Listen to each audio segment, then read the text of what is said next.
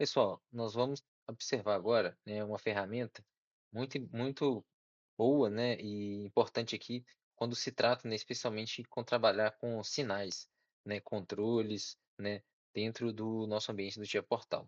Para nós analisarmos essa ferramenta, nós vamos vir aqui em instruções, Technology, PD Control Auxiliary Functions. Como, né, nós já observamos, existem uma série de funções aqui, mas o que nós vamos observar agora é essa aqui, ó, Filter Universal.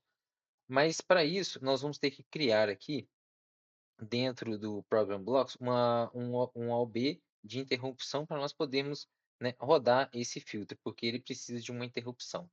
Então, nós vamos colocar aqui uma interrupção, vamos, né, deixar esse valor aqui de 100.000 microsegundos, que no caso são 100 milissegundos, né, vamos criar ela aqui e vamos chamar esse filtro dentro dessa interrupção. Então vamos aqui, filtro universal, ele vai criar uma instância e aqui está o nosso filtro, com alguns parâmetros. Mas o que que é isso, né? O que é esse filtro? Esse filtro é filtro digital universal, ele é configurável, é um filtro configurável de ordem de 1 a 10, né? E ele permite aplicar 4 tipos de filtro, né? O low pass, high pass, band pass e band stop, né? Ou seja, passa baixa, passa alta, passa faixa, né? Ou seja, você pode isolar ou eliminar faixas específicas de uma frequência de um sinal. Você configurar o comportamento do filtro através do parâmetro como? Você pode, né, configurar, né? Então você pode configurar o tipo, a frequência, a largura da banda, a ordem, características, tudo isso usando as tags do bloco. Ele precisa ser chamado ciclicamente, né, dentro de um bloco, que é o que nós já fizemos, em um tempo de ciclo constante, que, né, nós definimos como 100 milissegundos. Ele pode ser usado como single instance, né? Multi-instance, se ele for chamado dentro de uma FB, ou instância de parâmetro, dependendo onde a gente chama esse bloco, né? E em caso de um erro do cálculo no valor de saída, ele pode reagir de 4 formas diferentes, né? Então, dependendo do parâmetro, por exemplo, manter a saída válida, ou usar um valor substituído, ou simplesmente zerar a saída. E é importante que os dados do bloco não são retentivos, então você precisa salvar, né, alguns start values se você quiser preservar os parâmetros depois de uma stop da CPU, né, de uma passagem de stop para run.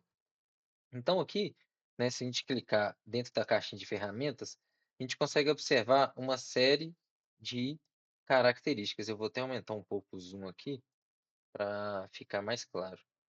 Opa, não, aqui aumentou só do FB, então nós vamos ter que, né, da parte de programação, então vamos ter que observar aqui mesmo. Aqui a gente define o tipo, né, se ele é low pass, high pass, band pass ou band stop. Então vamos deixar aqui low pass, né? Aqui a gente define a frequência, né? Então ela tem que ser um valor maior do que zero e menor do que 5. Então nós vamos colocar aqui 5, só de exemplo, para tirar o erro. Low pass, vamos ver aqui, 4.5.